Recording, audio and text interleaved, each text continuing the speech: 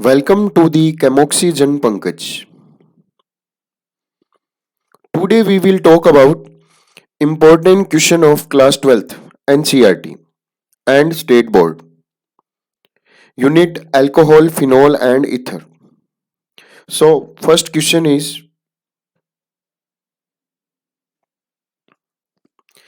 identify A, B, C in following reaction. तो अपने को ये रिएक्शन दी गई है, इस रिएक्शन में ए और बी को आइडेंटिफाई करना है। तो अपने इस रिएक्शन को देखते हैं। अपने दिए गए CH3 CH के साथ OH जुड़ा हुआ है और फिर CH2 फिर CH3। प्रेजेंस दी गई है कॉपर 300 डिग्री सेंटीग्रेड। फिर ए बन रहा है। ए की रिएक्शन कराते हैं CH3 MgBr, ग्रिग्निया रीजेंट बोलते हैं इसको। और उसके बाद में करना है इसका हाइड्रोलाइसिस। H2O के साथ H+ आएगा यहाँ पे और क्या बनेगा बी। तो इस टाइप के क्वेश्चन है, थोड़ा बहुत बेसिक पता होना चाहिए अपने को। तो देखते हैं अपने को पता है जो कॉपर 300 डिग्री सेंटीग्रेड है, या कई बार यहाँ पे 573 केल्विन भी लिखा हुआ आता है।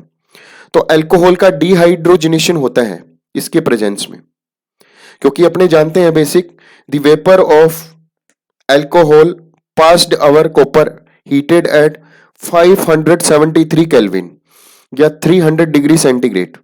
तो primary alcohol gives aldehyde and secondary alcohol gives a ketone. तो यहां पे प्राइमरी अल्कोहल दिया गया है, इसका मतलब कीटोन बनेगा ए में। और यहां पे देखो अपने एक बेसिक और काम आएगा सेकेंड रिएक्शन का, क्योंकि जो कीटोन होता है अगर उसकी ग्रिग्नियर रीजेंट से रिएक्शन कराते हैं और उसके बाद में हाइड्रोलाइसिस करते हैं तो टर्सरी अल्कोहल बनता है। तो ये दोनों बेसिक यहां पे काम आ जाएंगे अपने। तो इसका मतलब ए यहां पे बनेगा कीटोन और बी यहां पे क्या बनेगा टर्सरी अल्कोहल। तो अपने इसका आंसर देखते हैं। तो ए इज CH3, OH की जगह O आ जाएगा, डबल बॉन्ड हो, CH2 CH3 कीटोन बन गया। और अपने यहाँ पे बी बन जाएगा, बी इज CH3 C, और इधर की तरफ देखो टर्सरी कार्बन है ये, और इधर क्या लग गया OH। तो ये किसकी प्रेजेंस में हुआ, ग्रिग्नियर रीजेंट किसी, और फिर उसका हाइड्रोलाइसिस किया अपनों ने। Next question, identify A and be in the following reaction. तो उसी टाइप का क्वेश्चन है। तो यहां पे अपने को दिया गया है CH2 डबल बॉन्ड CH2, फिर उसकी रिएक्शन है डाइल्यूट H2SO4 से, फिर ए बन रहा है, फिर रिएक्शन इंडिकेटर के ऊपर दे रखा है कंसंट्रेट H2SO4 413 केल्विन, और फिर बी बन रहा है।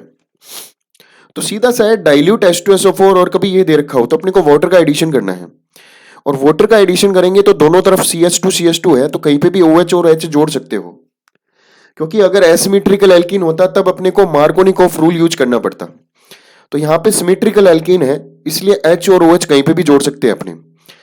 तो यहाँ पे अपना बन जाएगा अल्कोहल। यहाँ पे बहुत इंपॉर्टेंट है ये पार्ट। देखो यहाँ पे टेम्परेचर अगर 413 केल्विन दिया हुआ हो तो इसका मतलब ईथर बनेगा। दो मॉलिक्यूल लेने पड़ेंगे यहाँ पे जो अल्कोहल बनेंगे उसके। अगर यहाँ पे टेम्परेचर 443 केल्विन दिया हुआ हो तो यहाँ पे वापिस यही बन जाएगा एल्कीन। तो इंपॉर्टेंट पार्ट है ये, अगर 443 केल्विन दिया हुआ हो टेम्परेचर तो अपने को एल्कीन बनाना है, और 413 केल्विन दिया हुआ है तो अपना यहाँ पे ईथर बनेगा।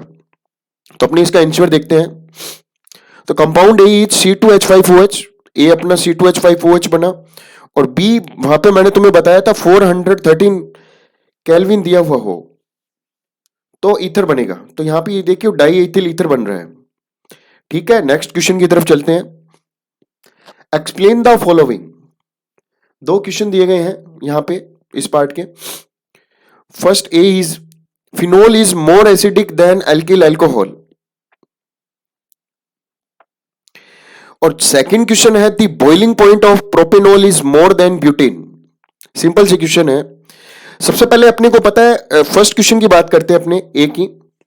फिनोल क्या है, रेजोनेटिंग स्ट्रक्चर शो करता है, ठीक है, जिसके, और alcohol does not show resonance, जिससे क्या है phenol is more acidic compare than alcohol. अब अपनी बात करते हैं सेकंड क्वेश्चन की। तो सेकंड क्वेश्चन में अपने से पूछा गया the boiling point of propanol is more than butane. तो इसका आंसर होगा due to the presence of an extra H bonding in propanol. Alcohol में एक्स्ट्रा एच बॉन्डिंग होती है जिससे its boiling point is more than butane. Alkane से इसका boiling point क्या होता है? मोर देन होता है।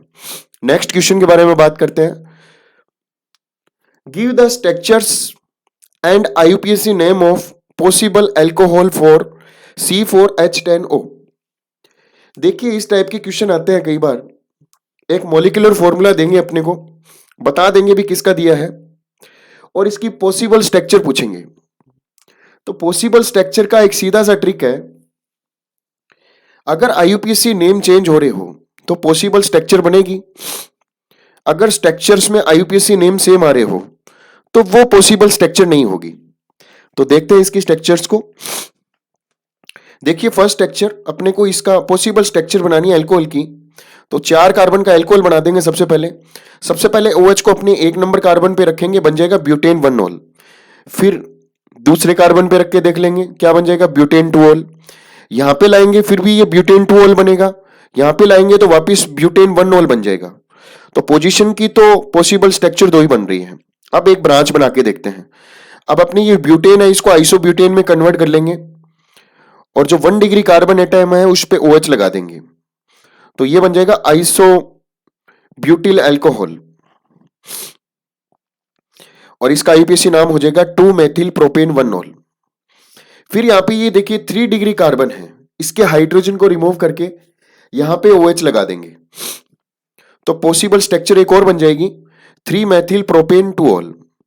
तो इस चारों के अलावा ऐसी कोई स्ट्रक्चर नहीं बनेगी इस मॉलिक्यूलर फॉर्मूले से अल्कोहल की जिससे IUPAC नेम चेंज हो जाए। तो इसकी पॉसिबल स्ट्रक्चर कितनी आ जाएगी, 4। Next question, give a 2 reaction of phenol showing acidic character. तो सीधा सा बेसिक है, यहां पे जितनी भी एसिडिक करेक्टर शो करने वाली रिएक्शन है अपने सिलेबस में, उसमें से कुछ 2 रिएक्शन अपने को लिखनी है जो क्या शो करती हो, फिनॉल का एसिडिक करेक्टर। तो इसमें अपने 3 ले लेते हैं ताकि आपको जो सिंपल लगे वो कर लेना। 2 सबसे पहले ये रिएक्शन है, फिनॉल की अगर सोडियम से रिएक्शन कराते हैं तो हाइड्रोजन गैस बाहर निकल जाती है और सोडियम इधर ऐड हो जाता है, सोडियम फिनॉक्साइड बनता है।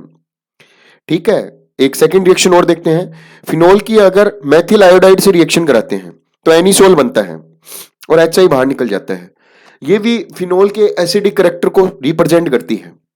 नेक्स्ट है, फिनॉल की रिएक्शन अगर सोडियम हाइड्रोक्साइड से करा दे तो फिनॉल एसिडिक नेचर चेक करेगा तो बेस के साथ क्या है, वाटर देगा, तो अपना क्या बन जाएगा, sodium phenoxide.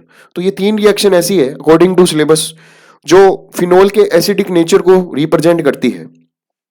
Next question, give the chemical equation for Williamson's ether synthesis. तो बहुत ही सिंपल है ये रिएक्शन, कुछ ज्यादा खास नहीं है। देखिए Williamson's ether synthesis method when sodium और potassium alkoxide is heated with alkyl halide ether is produced. तो एल्किल हैलाइड ले लेंगे, उसकी रिएक्शन करा देंगे सोडियम एल्कोक्साइड या पोटेशियम एल्कोक्साइड, ईथर बन जाएगा और NaX यहां से बाहर निकल जाएगा। एक एग्जाम्पल भी दिया गया है, CH3I या मेथिल आयोडाइड की रिएक्शन कराते हैं अपने सोडियम एथोक्साइड से तो क्या बन जाएगा, एथिल मेथिल ईथर। ठीक है, CH3 इधर जुड़ जाएगा और NaI बाहर निकल जाएगा। Next reaction, give the structure and IUPAC name of secondary butyl alcohol. तो सेकेंडरी ब्यूटिल अल्कोहल का मतलब क्या हो गया, अपने को जो ब्यूटिल अल्कोहल है अब उसमें से जो OH है ना उसको सेकेंडरी कार्बन पे ऐड कर देंगे, मतलब ब्यूटेन के सेकेंडरी कार्बन एटम पे OH ऐड कर देंगे, हाइड्रोजन को रिमूव कर देंगे, सेकेंडरी ब्यूटिल बन जाएगा। तो देखते हैं अपने, देखो सेकेंडरी कार्बन एटम पे OH ऐड कर दिया, ये तो हो गई अपनी स्ट्रक्चर्स। अब इसका IUPAC देख लेंगे, 2 नंबर पे OH ऐड है तो क्या हो जाएगा, ब्यूटेन 2-ऑल। Next question, give the resonating structures of phenol. तो सिंपल सा है, अपनी जानते हैं OH की डोनर नेचर होता है जिसके कारण जैसे इस पे यहाँ पे प्लस चार्ज आता है, ऑक्सीजन अपना लोन पेयर यहाँ पे इसको दे देता है और ऑक्सीजन पे आ जाता है प्लस चार्ज। ये प्लस चार्ज है, अपने को क्लियरली नहीं दिख रहा है, यहाँ पे ये प्लस है, यहाँ पे भी प्लस है और इधर ये भी ऑक्सीजन पे प्लस है। ठीक है, फिर यहाँ पे आ जाएगा -5 फॉर स्टेबिलिटी, यहाँ पे ये इधर की तरफ रेजोनेंस शो करेगा और घूम के इधर आ जाएगा वापस। ठीक है, अच्छी तरह समझाया हुआ है तुम्हें स्ट्रक्चर्स को। तो वेरी मोस्ट इंपॉर्टेंट है फिनोल की रेजोनेटिंग स्ट्रक्चर्स।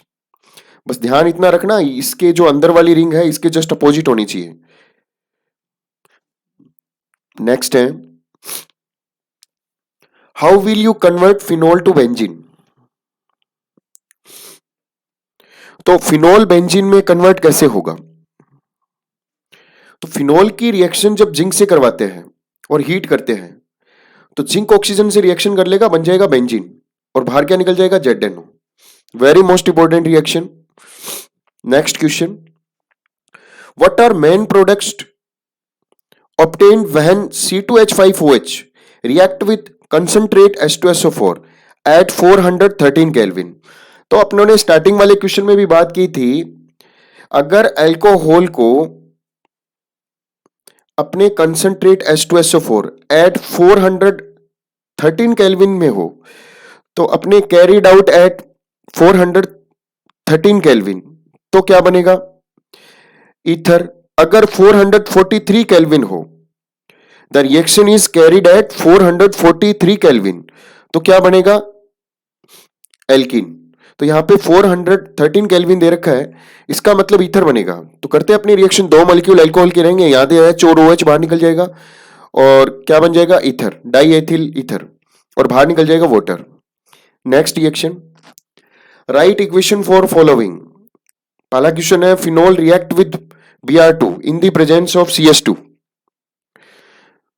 और सेकंड क्वेश्चन है, phenol react with concentrate HNO3। दोनों की रिएक्शन लिखनी है अपने को। फर्स्ट रिएक्शन लिखते हैं अपने आंसर में। देखो, अगर फिनोल की रिएक्शन Br2 से कराई जाए, किसकी प्रेजेंस में? CS2 या CCl4 भी ले सकते हैं, तो मिक्सचर प्रोडक्ट बनता है ऑर्थो ब्रोमोफिनोल और पैरा ब्रोमोफिनोल। मगर इसमें एक इंपॉर्टेंट पार्ट भी है, अगर Br2 यहां पे वाटर होता तो यहां पे 2,4,6 ट्राइब्रोमोफिनोल बनता, मिक्सचर प्रोडक्ट नहीं बनता। ये इंपॉर्टेंट पार्ट है, इस रिएक्शन में ध्यान रखना।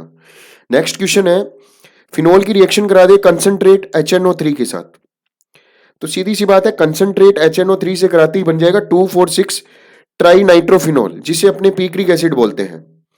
दोनों ही रिएक्शन इंपॉर्टेंट और सिंपल सी है, तो दोनों ही एग्जाम के लिए बहुत ज्यादा इंपॉर्टेंट रिएक्शन है। Next question, give the resonating structure of anisole. सबसे पहले अपने को यह पता होना चाहिए एनिसोल क्या होता है। तो आपको पता है, अगर फिनोल यहां पे ये क्या है, फिनोल के OH की जगह CS3 हो यहां पे, तो अपने इसको एनिसोल बोलते हैं। ठीक है, अब रही बात रेजोनेटिंग स्ट्रक्चर की, तो सेम कॉपी अपने फिनोल की है, बस चेंज इतना है, यहां पे अपने फिनोल में H था, यहां पे CS3 है। वैसे ही ऑक्सीजन अपना इलेक्ट्रॉन लोन पेयर डोनेट करेगा, यहां पे प्लस चार्ज, ये प्लस चार्ज है, तीनों आ जाएगा और माइनस रेजोनेंट शो करेगा यहां पे। ठीक है, बहुत ही सिंपल रेजोनेटिंग स्ट्रक्चर है, फिनोल और इसकी सेम ही है, बस यहां पे CH3 की जगह वहां पे H था, यहां पे CS3 है। नेक्स्ट क्वेश्चन,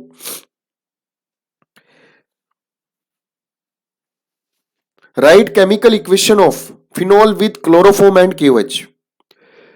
तो यहां से दो टाइप के क्वेश्चन बनते हैं, या तो कई बार लिखा हुआ था Reimer Tiemann reaction, Reimer Tiemann reaction लिखिए, या अपने ऐसे क्वेश्चन आता है write chemical equation of phenol with chloroform and KOH।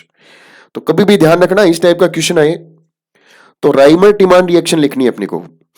तो क्या हो जाएगा answer? Reimer Tiemann reaction, treatment of phenol with chloroform in the presence of aqueous alkali at 340 kelvin result in the formation of ortho hydroxy benzaldehyde, जिसे अपने बोलते हैं salicylaldehyde, and para hydroxy benzyl aldehyde, the ortho isomer being the major product. इसलिए अपने para को represent नहीं करते, यहाँ पे ओनली ऑर्थो को रिप्रेजेंट करते हैं। तो ठीक है, ये फिनोल लिया, ये क्लोरोफॉर्म, और ये आ जाएगा KOH। रिएक्शन में आपको ट्रिक बता रखी है, अच्छी तरह से समझा रखा है बाय मैकेनिज्म्स, तो आप देख लेना, इंपॉर्टेंट रिएक्शन है ये। ठीक है, ओके बाय, और अपने बात करेंगे नेक्स्ट पार्ट में।